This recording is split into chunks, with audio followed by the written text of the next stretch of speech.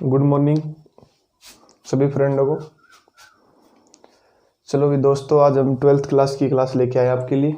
इसमें हम पढ़ाएंगे आप लोगों को मैट्रिक्स। ये मैट्रिक्स वाला चैप्टर हमने इसलिए शुरू कर दिया क्योंकि अभी थोड़े स्टूडेंट अपने चैनल से अटैच नहीं हुए हैं, इसलिए जब तक हमें मैट्रिक्स और जो डिटरमिनेंट वाला चैप्टर है पूरा करेंगे तब तक बच्चे हमसे अटैचमेंट हो जाएंगे और अपनी लाइव क्लास चलने लग जाएगी। अभी लाइव नहीं आ रही है क्योंकि अभी सब्सक्राइब पूरे नहीं है, इसलिए लाइव क्लास नहीं मिल रही है अपने को। अगर लाइव क्लास हो जाएगी ना, उसके बाद में हम लोग आपके डाउट भी क्लियर कर देंगे और फिर आगे काम चलता रहेगा। और आप लोगों से गुजारिश है कि आप लोग सभी पढ़ें, जो हम यहाँ पर पढ़ाया जाए उसको अच्छी तरीके से पढ़ें। जो मैट्रिक्स वाला और जो डिटर्मिनेंट्स वाला चैप्टर है, ये कम से कम 10 नंबर का आपकी बोर्ड के एग्जाम में आएगा। और अगर ये 10 नंबर किसी बच्चे ने नहीं किए तो ये मान लो कि वो मैथ पढ़ी ही नहीं, उसने मैथ तो पढ़ी ही नहीं, ये मान लेना, ठीक है। इसलिए यानी कि टाइम कम ख़राब किए हुए जल्दी से हम अपन मैटर के ऊपर चलते हैं। और वो मैटर हमारा क्या है कि चैप्टर है हमारा मैट्रिक्स, और ये 3rd नंबर का चैप्टर है। तो सबसे पहले चैप्टर नंबर 3rd और मैट्रिक्स, इसका नाम क्या है? मैट्रिक्स, जिसको हिंदी के अंदर क्या बोलते हैं हम? अवयव, ठीक है। इसके ऊपर बात करेंगे। सबसे पहले क्या करेंगे, इसकी हम डेफिनेशन लिखेंगे। यहाँ से देख लेना, मैट्रिक्स की डेफिनेशन देखो आप लोग कि मैट्रिक्स होता क्या है। मैट्रिक्स अवयव, इसकी परिभाषा ये सबसे पहले कि मैट्रिक्स क्या होता है? एक अरेंजमेंट होता है। किसका अरेंजमेंट होता है? संख्याओं और फलनों का, ठीक है। तो डेफिनेशन यही होगी इसकी कि भाई मैट्रिक्स क्या होता है? मैट्रिक्स एक अरेंजमेंट होता है किसका? संख्याओं और फलनों का। इनकी संख्या और फलनों का एक निश्चित व्यवस्थित क्रम होता है इसका, ठीक है। यही मैट्रिक्स कहलाता है, अरेंजमेंट।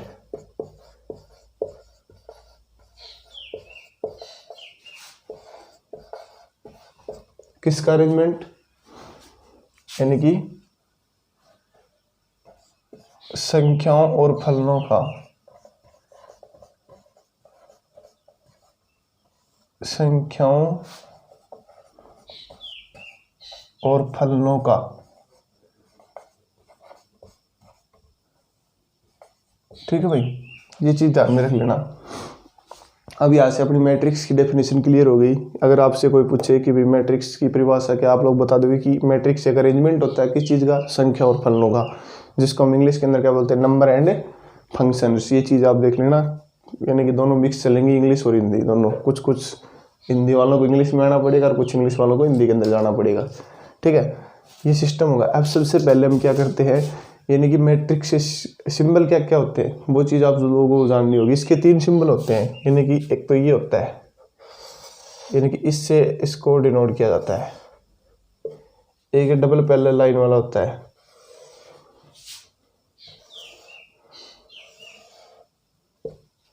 और एक ये वाला होता है। और हम ज़्यादातर यूज में ये लेते हैं, न कि ये और न कि ये। यानी कि ये सिंबल भी मैट्रिक्स का होता है, ये वाला सिंबल भी मैट्रिक्स का होता है, और ये वाला सिंबल भी किसका होता है? मैट्रिक्स का होता है। इसके अंदर जो ये सिंबल होता है, ये सिंबल ये यानी कि पहले वाले टाइम में यूज में करते थे, आजकल हम लोग ये सिंबल यूज में करते हैं, ठीक है। इतनी जानकारी होनी चाहिए आप लोगों को, बेसिक जानकारी। अगर ये सिंबल आ जाए तो ये भी मैट्रिक्स का ही होता है। एग्जाम में पूछ ले बाई चांस एग्जामिनर, तो आप लोगों को अगर इस चीज़ की जानकारी नहीं होती तो आप सोचते भाई ये किस चीज़ का सिंबल लगा दिया इसने। और ये वाला भी मैट्रिक्स का ही सिंबल होता है, और ये वाला भी मैट्रिक्स का। लेकिन यूज में हम किसको लेते हैं? इसको हम लोग यूज में लेते हैं, ना कि इसको भी यूज में नहीं लेते, इसको भी यूज में नहीं लेते, ठीक है। ये सिस्टम होगा। उसके बाद में जैसे हम लेते हैं क्या, मैं 1 मिनट में इसको मिटा देता हूँ और उसके बाद में हम नेक्स्ट चीज़ की बात करते हैं, ठीक है। सबसे पहले मैं इसको मिटा रहा हूँ एक बार।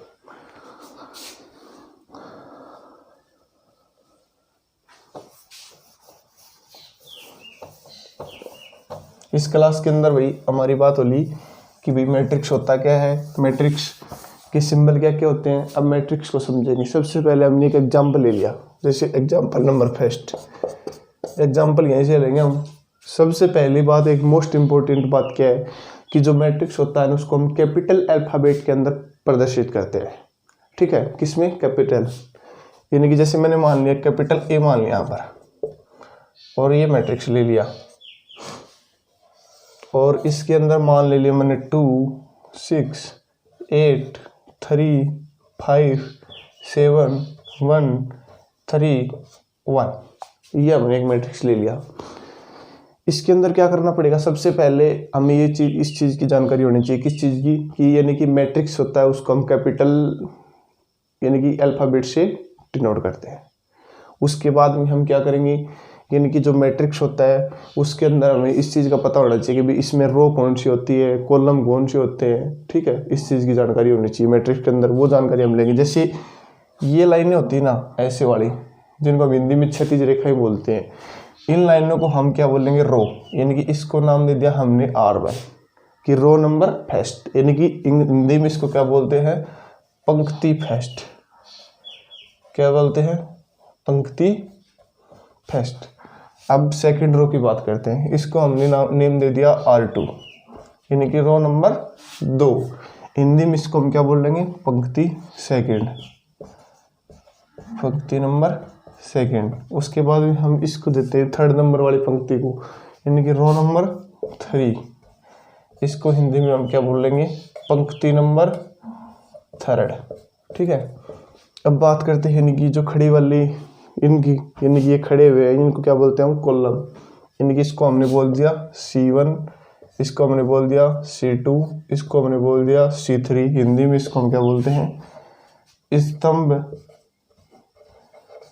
स्तंभ फर्स्ट, और इसको बोल दे स्तंभ सेकंड, स्तंभ सेकंड, और इसको हमने क्या बोल दिया, स्तंभ थर्ड, स्तंभ थर्ड। इतनी चीज क्लियर होनी चाहिए। हमें सबसे पहले क्या करना कि मैट्रिक्स को हम कैपिटल अल्फाबेट में डिनोट करते हैं, ठीक है। उसके बाद में हम क्या करेंगे, मैट्रिक्स के अंदर मतलब कि जो एलिमेंट्स होते हैं उनका हम क्या करेंगे, अरेंजमेंट कर देंगे। वो कर दिया, उसके बाद हम क्या करेंगे, हमें इस चीज़ का पता होना चाहिए कि भाई इसको हम क्या बोलते हैं, रो नंबर फर्स्ट, इसको हम क्या बोलते हैं, रो नंबर सेकंड, इसको हम क्या बोलते हैं, रो नंबर थर्ड, इसको हम क्या बोलते हैं, कॉलम नंबर फर्स्ट, इसको हम क्या बोलते हैं, कॉलम नंबर सेकंड, इसको हम क्या बोलते हैं, कॉलम नंबर 3, ठीक है। अब हमें रो और कॉलम की जानकारी हो गई। अब इससे आगे चलते हैं। इसके अंदर एक सिस्टम और होता है, यानी कि मैट्रिक्स के बाहर यहाँ पर ऑर्डर होती है इसकी, M क्रॉस में N। अब इस ऑर्डर की जानकारी होनी चाहिए। किसकी जानकारी होनी चाहिए, हमें ऑर्डर की। अब देखो सबसे पहले ऑर्डर की जानकारी हम किस तरीके से लेंगे, जैसे ऑर्डर मान लिया, इसकी हम ऑर्डर कैसे निकालेंगे, यानी कि इसको बोलते हैं अवयव की कोटि। अब यहाँ से आप लोग डेफिनेशन समझ लेना, मैं यही समझा देता हूँ। जैसे order of A matrix, order of A matrix, यानी कि इसको हिंदी में हम क्या बोलते हैं, अवयव की कोटि, अवयव की कोटि। इसको निकालेंगे हम सबसे पहले। अवयव की कोटि हम किस प्रकार से निकालते हैं, देखो उसके अंदर क्या होता है कि जो यानी कि रो होती है ना, पंक्तियों की संख्या गुणा में स्तंभों की संख्या, सॉरी पंक्तियों की संख्या क्रॉस में स्तंभों की संख्या, वो क्या होगी, कोटि। अवयव की क्या होगी, कोटि होगी उसको। जैसे हमने बोल दिया यहाँ पर यानी कि number of row, number of row multiply में नंबर कॉलम,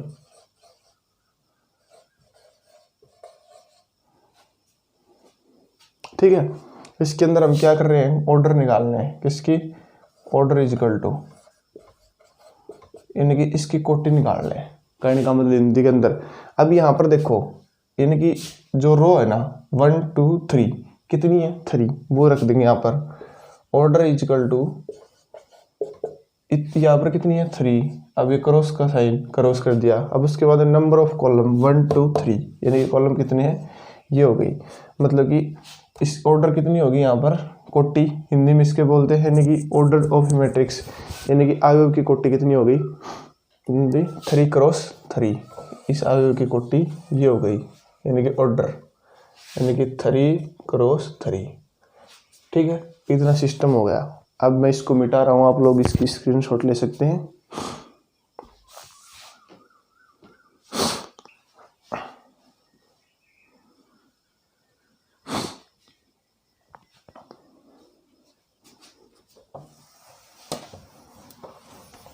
देख लेना भाई। अब इससे आगे चलते हैं, इतनी जानकारी तो आप लोगों को मिल गई। अब इससे आगे हम क्या करेंगे, वो सिस्टम, यानी कि हमने क्या किया, मैट्रिक्स की डेफिनेशन सीख ली, फिर उसके सैम्पल भी पढ़ लिए। उसके बाद में हमने एक एग्जाम्पल लिया जिसके अंदर हमने रो और कॉलम की जानकारी ले ली। उसके बाद में हमने क्या किया, यानी कि जो मैट्रिक्स है उसकी ऑर्डर, यानी कि अवयव की कोटि निकालनी सीख ली। अब हम जस्ट बात करते हैं कि जो मैट्रिक्स होता है उसके अंदर से कभी कभार एग्जामिनर क्या है, एलिमेंट्स पूछ लेता है कि भाई ये वाला एलिमेंट्स कौन सा होगा, ये वाला एलिमेंट्स कौन सा होगा, तो उससे संबंधित बात करते हैं। सबसे पहले हमने वही सिस्टम, जैसे मैंने मान लिया यहाँ पर ये एलिमेंट्स ये एक मैट्रिक्स मान लिया 2 6 4 3 9 8 7 6 2, यानी कि ये एक हमने क्या ले लिया, एक मैट्रिक्स ले लिया, यानी कि ये इसकी ऑर्डर कितनी है 3। ये आप लोग समझ जाना। इसको हम R1 बोल लेंगे, इसको हम R2 बोल लेंगे, इसको हम R3 बोल लेंगे। अब मैं पंक्ति स्तंभ बार बार में नहीं लिखूंगा, एक बार लिख दिया, आप लोग समझ जाना कि R1 का मतलब कि रो फर्स्ट, R2 का मतलब रो सेकंड, R3 का मतलब रो थर्ड, और C1 का मतलब ये यहाँ पर मैंने इसको C1 से डिनोट कर दिया, ये C2 से, ये C3 से, यानी कि C1 का column first, C2 column second, C3 column third. ठीक है। अब यहाँ से एग्जामिनर क्वेश्चन किस तरीके से फंसा सकता है, चाहे वो कंपटीशन के एग्जाम हो, किसी भी, हम तो हर चीज़ क्लियर करेंगे। यहाँ से क्वेश्चन आगे क्वेश्चन आएंगे, जिस तरीके से मैं क्वेश्चन करा हुआ एक्सरसाइजों में आएंगे, लेकिन मैं पहले आपका बेस क्लियर करा रहा हूँ, वो लोग समझ लो आप। तो सबसे पहले हम क्वेश्चन नंबर फर्स्ट उठाते हैं अपनी तरफ से। जैसे एग्जामिनर ने पूछ लिया, इसके अंदर एक बेसिक जानकारी और ले लो आप लोग, कि जैसे आपने पूछा कि सर ये b इक्वल टू, ये लिख दिया आप लोगों ने, लेकिन ये कभी कभार, या फिर मैंने लिख दिया a इक्वल टू, इसको मैंने a इक्वल टू लिख दिया मान लो, तो अब आप लोग बोलोगे सर हाँ कैपिटल a इक्वल टू तो ये पढ़ा हमने, लेकिन इसका मतलब क्या होता है, किसका मतलब AIJ, कि सर ये क्या होता है। तो अगर आपने बोला कि मैट्रिक्स को बड़े अल्फाबेट से प्रदर्शित करते हैं, तो ये क्या होता है भाई, ये मैट्रिक्स नहीं होता, बल्कि ये क्या होता है कि एलिमेंट्स होता है। जैसे एलिमेंट्स ये भी हो सकता है, एलिमेंट्स ये भी हो सकता है, एलिमेंट्स ये भी हो सकता है, ये भी हो सकता है, ये भी हो सकता है, कोई भी हो सकता है इसके अंदर।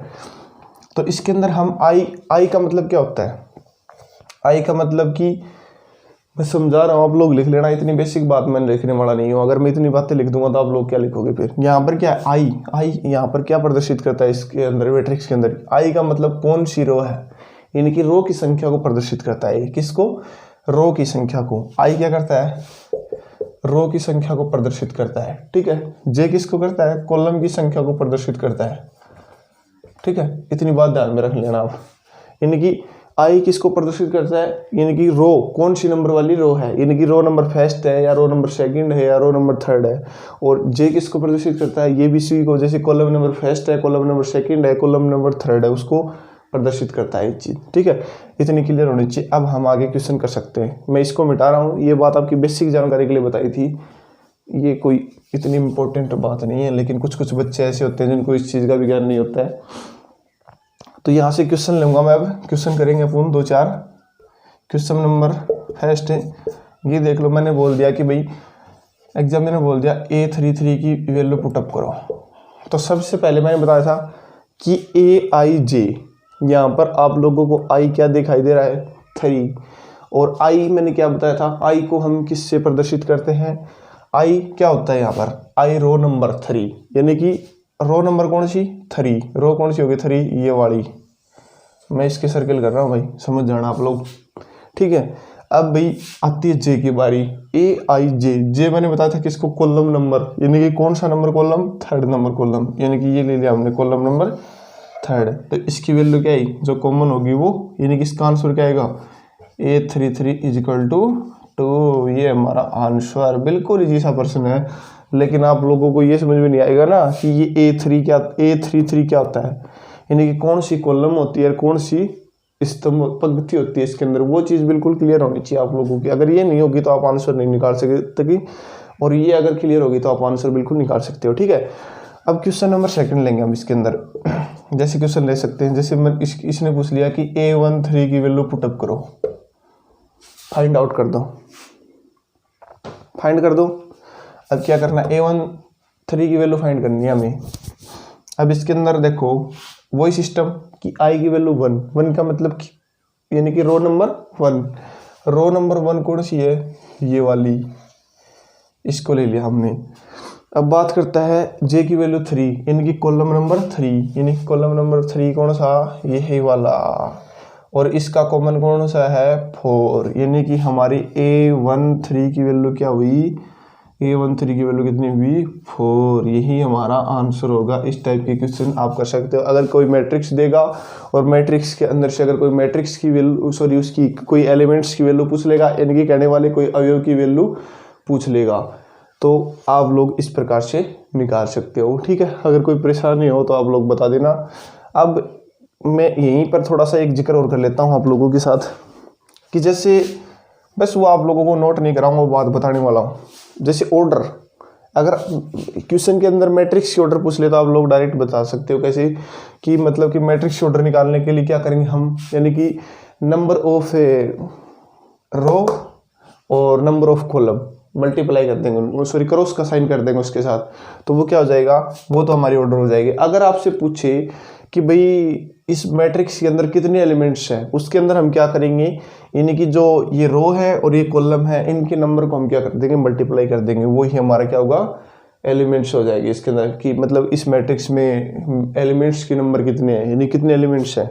तो जैसे इससे निकालेंगे हम एलिमेंट्स के नंबर, तो वही सिस्टम यहाँ पर, तो ऑर्डर के अंदर तो हम क्रॉस का साइन लगाते हैं, लेकिन हम क्या करते हैं, जो एलिमेंट्स निकालते हैं उसके अंदर हम इसको क्या करते हैं, मल्टीप्लाई कर देते हैं, यानी कि गुणा कर देते हैं, वही हमारे क्या होंगे, एलिमेंट्स के नंबर हो जाएंगे।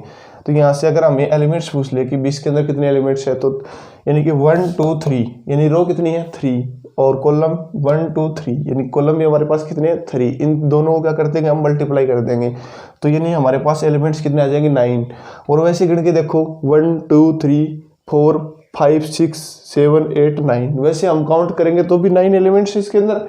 और वैसे डायरेक्ट हम जो फॉर्मूला लगा रहे हैं, यानी कि रो के जितने नंबर है वो मल्टीप्लाई के अंदर कॉलम के जितने नंबर है वो, तो उसकी वैल्यू हमारे पास कितनी आ रही है, 9 आ रही है। तो हम इस तरीके से कर सकते हैं, यहाँ से कोई भी क्वेश्चन नहीं छूटना चाहिए, आपका बेस क्लियर होना चाहिए। और मैं इससे नेक्स्ट बात करता हूँ, और आप लोगों को हमारा सपोर्ट भी करना है, साथ साथ में हमारे इस चैनल को सब्सक्राइब लाइक और शेयर भी करना है। ठीक है, ये बार बार नहीं बोलना पड़े आप लोगों को, जितना हम आपके लिए कर रहे हैं उससे अच्छा आप लोगों को हमारे लिए करना है। और ये क्लास है वो आपके लिए बिल्कुल फ्री चल रही है, और हम बिल्कुल सिलेबस करवाएंगे पूरा का पूरा A to Z वीडियो आप लोगों को हमारे चैनल पे उपलब्ध हो जाएगी। आप लोग कभी भी दे सकते हो, सेव हो जाएंगी, चाहे वो साल देखो, 1 साल देखो, 6 महीने देखो, आप लोगों को वहीं पे मिलेंगी। ठीक है, चलो भाई आप लोग इसकी स्क्रीनशॉट ले सकते हो। मैं आगे करता हूँ शुरू। नेक्स्ट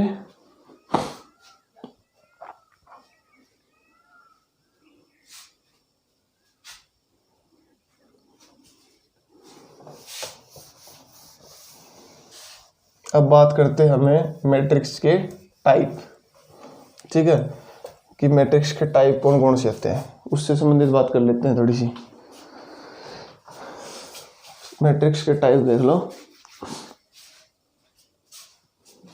हिंदी में इसको हम बोलते हैं मैट्रिक्स के प्रकार।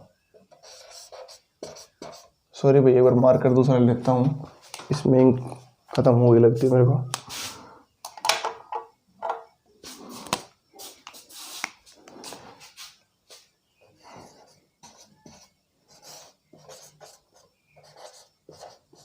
मैट्रिक्स के प्रकार,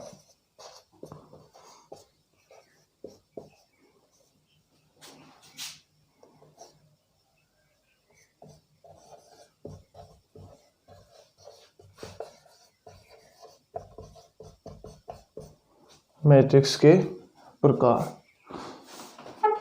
ठीक है, तो इसके अंदर हम फर्स्ट लेते हैं। फर्स्ट क्या लेंगे, मैट्रिक्स के प्रकार बहुत सारे हैं वैसे तो। सबसे पहले हम क्या करेंगे कि पंक्ति मैट्रिक्स कौन सा होता है, जिसको हम बोलते हैं पंक्ति अवयव। हिंदी के अंदर हम इसको ये भी लिख सकते हैं कि पंक्ति अवयव, जिसको हम इंग्लिश में क्या बोल लेंगे, रो मैट्रिक्स। क्या बोल लेंगे इसको हम, रो मैट्रिक्स। ठीक है, इसकी सबसे पहले हम डेफिनेशन लिखेंगे। देखो भाई बात ऐसी है, मैं आपको बोर्ड के ऊपर हिंदी व इंग्लिश दोनों के अंदर बताऊंगा, लेकिन मैं हिंदी के अंदर लिखूंगा, क्योंकि इंग्लिश वाले बच्चे हैं ना, वो हिंदी के अंदर कर सकते हैं, लेकिन हिंदी वाले इंग्लिश में नहीं कर सकते। तो इसलिए आप लोग देख लेना। सबसे पहले हम क्या करेंगे कि पंक्ति अवयव किसे कहते हैं। कहने का मतलब रो मैट्रिक्स हम किसको बोलते हैं।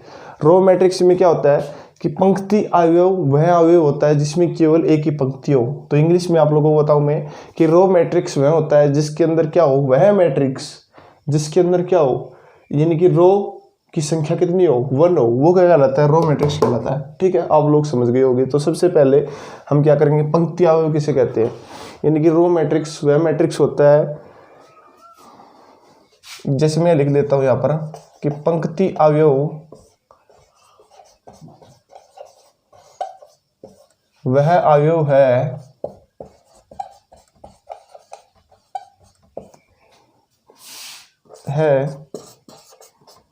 जिसमें केवल एक पंक्ति हो।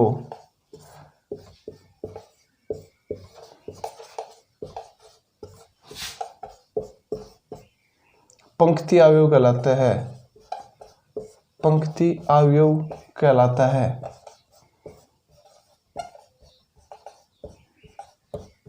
ठीक है, देखो आप लोग समझना और मैं आप लोगों को समझा रहा हूँ। सबसे फर्स्ट बात इसके अंदर क्या है, हम लोग क्या करेंगे कि जैसे पंक्ति अवयव हमारे पास, आप सभी लोगों को पता है कि पंक्ति अवयव को हम रो मैट्रिक्स बोलते हैं इंग्लिश के अंदर।